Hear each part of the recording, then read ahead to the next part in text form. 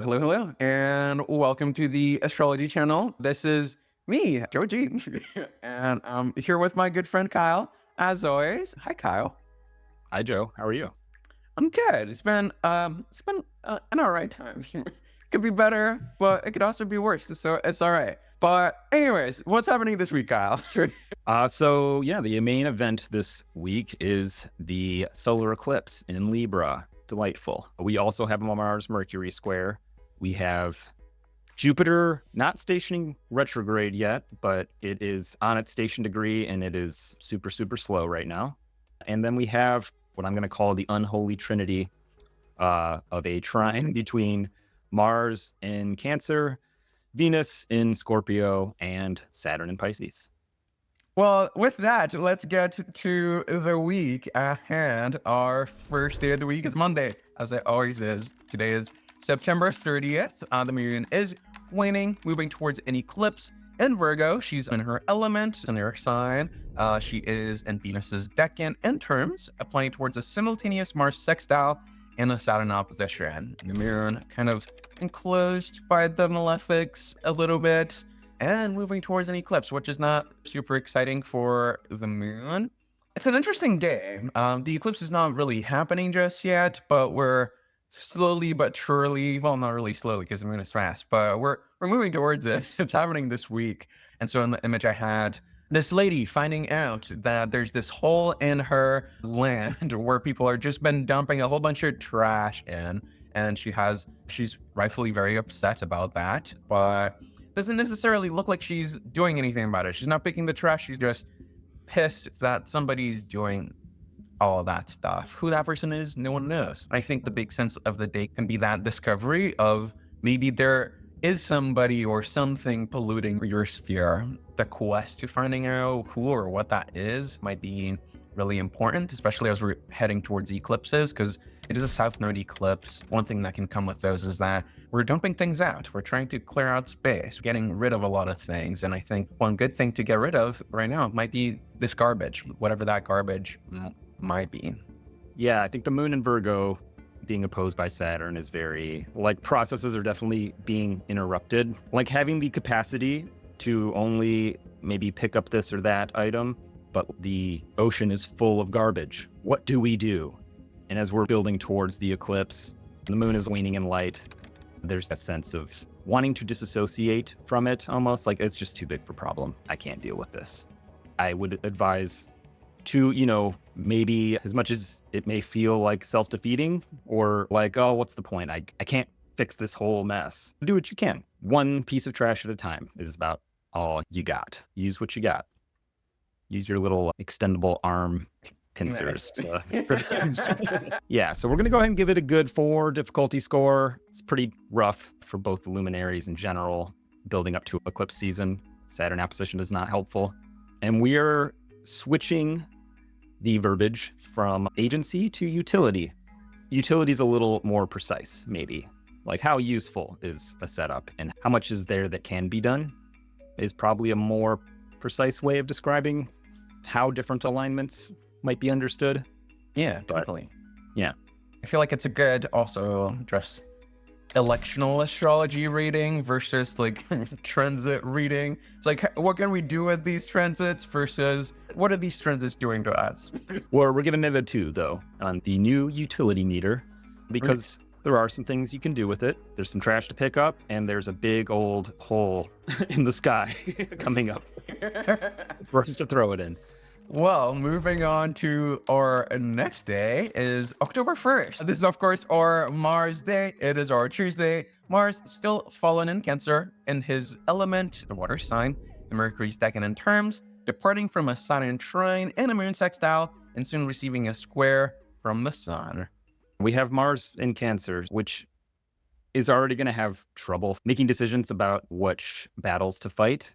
And the moon is about to be eclipsed, and the moon is ruling that Mars. So, like, the instructions that Mars is receiving are that of a moon giving eclipsy orders to Mars throughout the week, which kind of looks like throwing the rules out of the book. The moon's not quite in Libra yet, but thinking about what this eclipse is going to do, I think there's a lot of agreements or ideals about justice that are going to maybe get thrown out the window a little bit. Mars, who's maybe fighting on behalf of the moon, might feel betrayed mid-battle and lash out at its own side, and the other side go berserk, or may just want to give up, feeling like what is worth fighting for. The eclipse on the south node is going to have a very disassociative, nihilistic kind of influence. It's kind of like, oh, well, nothing really matters. We're all just kind of transient beings. Nothing lasts anyway. Mars is just confused and lost and is getting no help. I always find the middle of Cancer very peculiar because you have like the Mercury's deck in there, you have Mercury's terms also overlapping. And so like the middle of Cancer ends up being a very Mercury space. And that's where I'm agreeing with you about this idea of like picking sides, or like Mars being of subordinates to somebody, because it's Mercury. That's what Mercury's all about. But I think that looking into the whole journey of Mars, it just feels like Mars is more willing to concede rather than contest some of these things. And so in the image, I had Mars holding onto this treasure chest with his rusty sword, and he's barely clothed for the occasion, but still willing to fight for it anyways. And I think a big danger today is picking up fights that maybe we just agreed to in the beginning and we're just sticking to them because we agreed to them. Maybe it's time to walk away from it or leave that behind. Maybe some of these orders or plans are part of the trash that the world is dealing with. And Mars could pick up the trash and take it, but I feel like Mars is more inclined to join the moon in the angry party. On that note, I don't think the day is as difficult as can get, but it's not easy either. We settled at a 3.5. There's still things that we can do about some of that. And I think, like we said, the biggest thing is just kind of really being mindful of this tribalism, I guess, is the key word for the day and the thing to watch out for. So we settled at a 3.5 difficulty and a 2.5 utility. That is our Tuesday. Moving on to our Wednesday, Mercury is in Libra and their element in terms, pushing against the rays of the sun and moving towards a Mars square. So Mercury's still pushing to be visible, trying its best to gain some autonomy there, being so close to the sun. And also with the eclipse, it's a tricky situation for Mercury. But despite all of that, Mercury is still in a sign where it does pretty well. Libra is a sign that often deals with human exchanges, whether it's exchanges of ideas, agreements, or even fluids. Guess that all will fall in the department of Libra. Fluids will be exchanged this week, I believe. I mean, especially looking at that Friday, it definitely looks like that. But the thing that I was leaning on in this delineation was not the exchange of fluids. I think that the biggest thing of the day, especially with Mercury moving towards that Mars square, and we're just talking about this Moon Mars sextile, the whole eclipse situation, how Mars isn't a trouble thing. I feel like this is Mercury trying their best to close a deal, make an agreement, or turn the ties of the situation into something that's right and fair and works for everybody. There's a system in place and everything's good and perfect. But then Mars comes in the background and yells at Mercury, disrupting in its motion. I was almost imagining Mercury kind of just going on like this really profound speech, like really close to closing that deal. And then Mars just comes out in the background and just starts yelling nonsense and distracting Mercury and kind of just like losing Mercury in the sauce. I feel like the big sense of the day is trying to make something work or trying to patch things up as we're in the middle of this eclipse stuff, but then there's forces outside of us getting in our way as we try to make that happen. Yeah, there's ways I think that Mercury could be well suited to navigate an eclipse, because Mercury is the adapting to circumstances planet. This is eclipse day, right? And Mercury's right in there. Sometimes you get like changes of rulership, right? We were dealing with President X, but he got overthrown in the coup. And now President Y is who you're dealing with. Mercury could be like, oh yeah, that changes a lot, but maybe that opens up opportunities for us to create a whole new deal. I don't think the deal that was on the table last week or yesterday is necessarily on the table today. This could be rehashing the deal and writing up a whole new agreement, which may or may not suit both parties. There's a way that the sort of dispassionate perspective that the South Node gives can be like, oh, maybe I can sort of take myself out of this and actually look at what objectively might be the best deal for everybody, as opposed to trying to steer it to benefit one party or the other. Still going to give it a good 4 on difficulty because this is eclipse day. And my general advice is to lay low. I don't like to do too much on eclipse days, but there are still things we can do with it. So I'm going to give it a good 2 on utility. Yeah, I feel like this could be on the utility sphere for the day. I think that might be a good day to assess what has been changed, but maybe not take that much action in regards to that just yet. Kind of just let it sink. Yeah, maybe identifying an agreement is bad and throwing it down the eclipse hole. Yeah. That's kind of like the theory on the week, I guess. Pick up the trash, yo. All right, moving on to our Thursday. Jupiter still in detriment in the Sun's decan and Mars' terms. Soon retrograde, but not quite just yet, and receiving a trine from the Moon, being received by Mercury through a trine. Yeah, today's a little tricky. On the one hand, you would maybe like having Jupiter overseeing an eclipse by trine to a certain degree. It might affirm the wrong things. Would be something to worry about, I think, with Jupiter in Gemini. It's not really moving forward on things, which actually could be sort of positive too. I kind of like thinking of Jupiter right now as pausing to review, and the feedback it's getting from Mercury is looking a little sketch. So maybe Jupiter's like, yes to reviewing the contract and maybe throwing the old one out, but no to moving forward on a problematic deal or resuming the conflict, hopefully. It's not like the best situated Jupiter, but it is in a position to hopefully stabilize or moderate, or at least do PR for whatever shady stuff Mercury's doing under the darkness of the eclipse. I'm not in love with it, but like compared to the rest of the week, there's more potential for good here than some of our other planets being ruled by eclipsed planets. I totally hear you. And that's the thing that was really interesting to me, because I agree with everything that you're saying, but my response to those things is just, oh, this is so nice.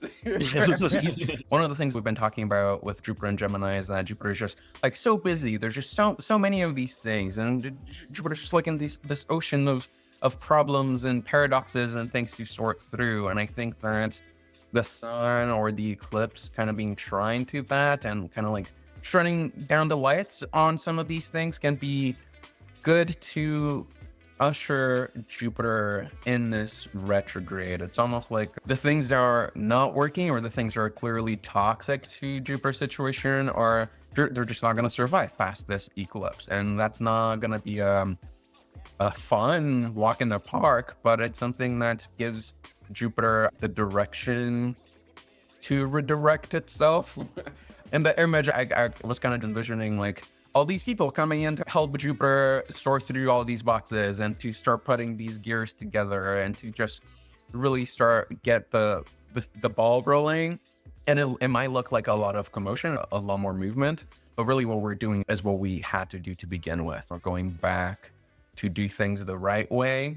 I can see this as kind of like Jupiter maybe helping to maintain the appearance of things moving along smoothly while things are actually reworked under the hood, which can be useful. It doesn't always look good when you will publicly declare like, agreement's off, everything is getting changed, commence panicking. Jupiter's like, well, we're making some changes, but we're going to keep everything in place for now while we figure things out. And I think that's why we matched difficulty and utility for today, both out of 3, because it feels like it's the day after the eclipse, so we're kind of past that heat. And Jupiter is trying to that whole situation, so I feel like there's a good quality control moment in the week. It's kind of like the shit has happened. Shit has hit the fan. Now we can start cleaning the walls, which is a disgusting image to have. Well, speaking of shit. Oh my God. What a segue. October 4th, fluid. Venus in Scorpio. Yeah. Venus in Scorpio on our Friday, October the 4th. She is in detriment in her element, though, in the Sun's decan and a Mercury's terms, soon receiving and being received by Mars through a trine. I'm not sure about you guys, but this is a transit that I'm like, it looks spicy, but I'm kind of into it. Like, this kind of works for me. I don't know. Um, it looks a little tasty and sultry and adventurous, maybe a little bit too much so. But we all need those moments in life. I think that that's the thing. I have many Venus and Scorpio friends, and I think that's one of the things that I love about Venus and Scorpio. It's just the ability to look at an idea and be like, it's probably not the best idea in the world, but it would look so sexy. It would be so fun. It would be so cool. Let's just fucking do it anyway. I feel like that's the vibe of the day. Like, kind of like indulging into some of those temptations, especially with this Mars Venus trine. Of course, Saturn is part of that equation, which I think adds a little bit of a challenge to that. Because in the image, I have just a nice tender moment between two lovers. They're like really close to each other. They're like really kind of like losing themselves in each other. I think the challenging thing about this, with Saturn being a part of that, is that these Venus-Mars moments are really nice when they're contained in that one moment. But then I think what Saturn can do to this is that it can prolong it and make some of these things permanent. I think that's kind of like the danger here. Yes, that might be a fun idea today and something that's fun and interesting to experiment with, but it's important to know that Saturn is there, and there's the risk that if you're not totally into that, and that seems like a good idea today, but it doesn't seem like a good idea tomorrow, then maybe it's something that you need to be a little bit more cautious, because the damage could be permanent, as the gift could also be permanent. I think you have to weigh that scale before moving forward. Yeah, I think for most people, it's not going to be a life-changing event. It could just be a little bit of, raunchy fun.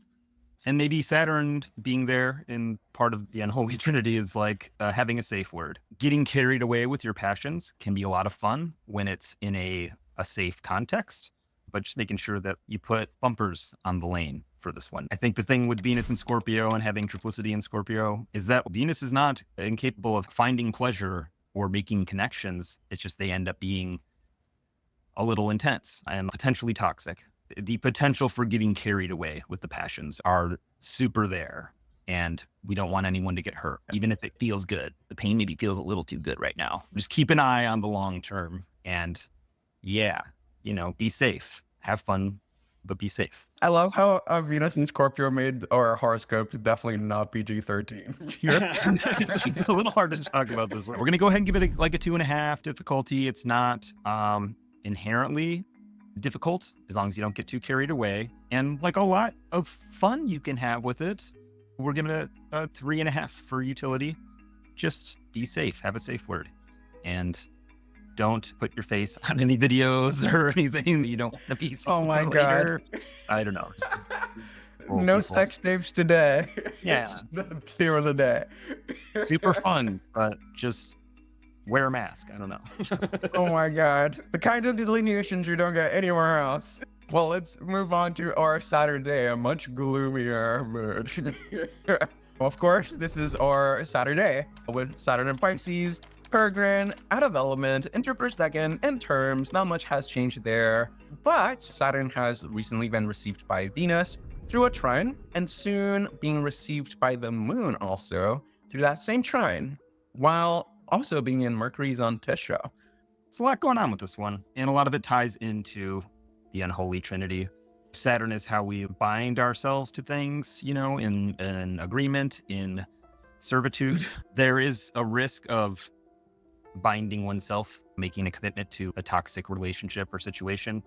Saturn can sometimes have a willingness to endure pain, but making sure we're not enduring on behalf of those who don't have our best interests at heart.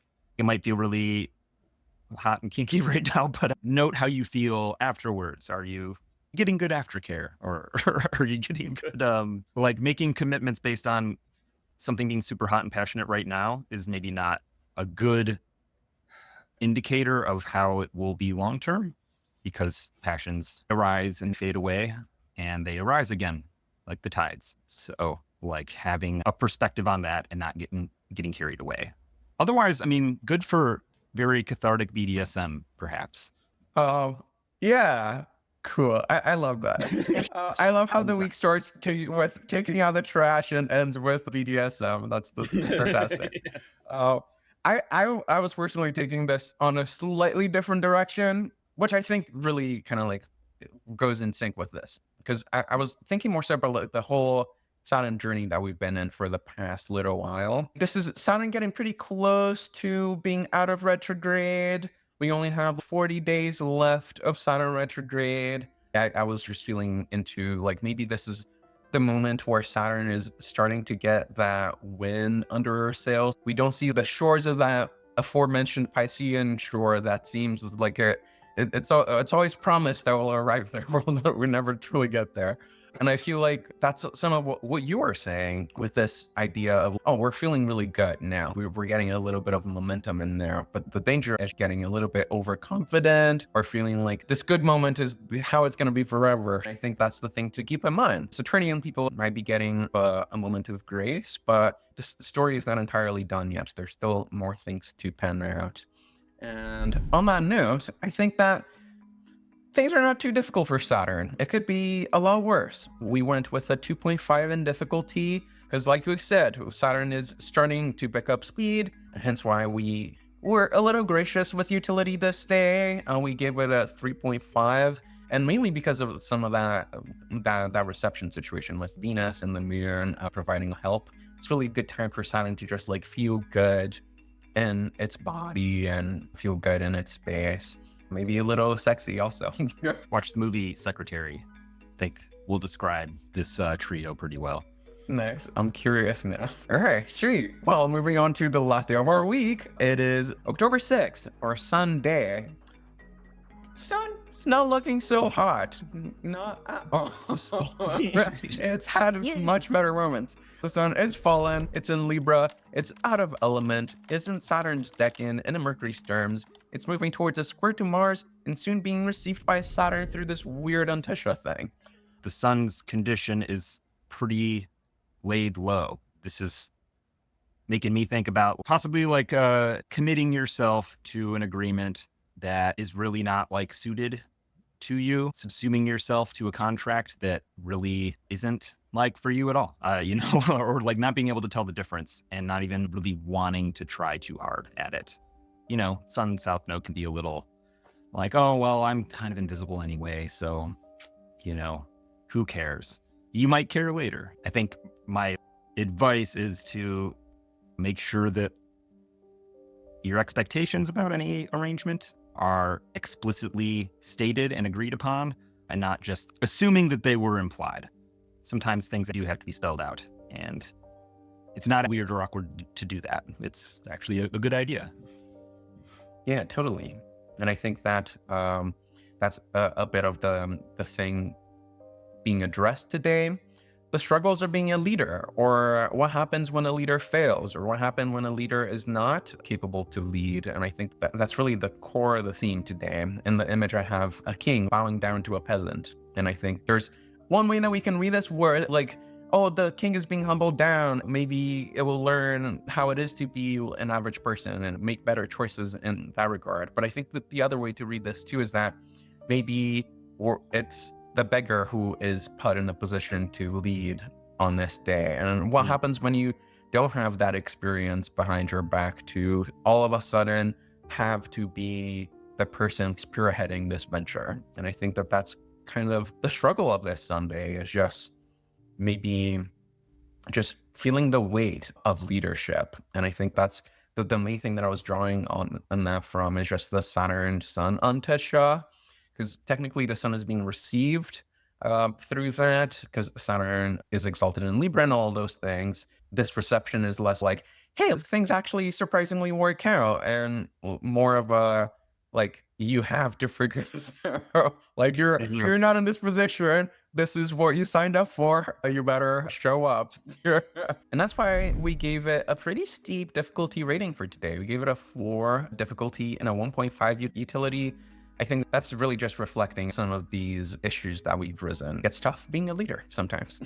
And I think today is one of those days where we're just being presented with some of those difficulties, whether we're with the person being led by an unrightful leader, or if you're a newly founded leader who has to address all the pressures people are putting upon you. I think that's the thing to expect today. All right. With that, let's take a look at our week at a glance. Kyle, how's Monday like? Monday is really about cleaning up the mess that's in front of you and not getting lost in the great messy sauce. And I think that leads also into Tuesday. It's like if Monday maybe we're starting to clean up the mess, on Tuesday we're really seeing what that mess is and maybe kind of facing some of the challenges of cleaning that up.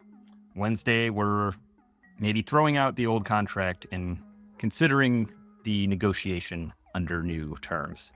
Yeah, and I think that builds nicely into Thursday, because then if we're dealing with these new terms, maybe Jupiter is helping all these new considerations kind of be consolidated. Maybe this is a longer process, but at least it's nice that we're taking it slowly rather than just jumping right into it, as we were saying. Friday is both an opportunity and poses a potential risk of getting carried away with your passions, hopefully within a safe context. And I think that some of the post-nut excitement spills out into Saturday, and we're just feeling real good on that Saturday morning after an interesting Friday night. Feeling really good or feeling kind of confused and dirty. And then Sunday, we're working really hard to find ourselves within the context of the arrangements we make with others. Well, looking at difficulty and utility ratings throughout the week, it looks like things are pretty even throughout the week. The week starts difficult because we're getting ready for that eclipse that happens on Wednesday, I believe. But then after eclipse, things kind of like slow down a little bit more. Although on Sunday, because it's the sun's day during that eclipse week, it can be a little bit tougher.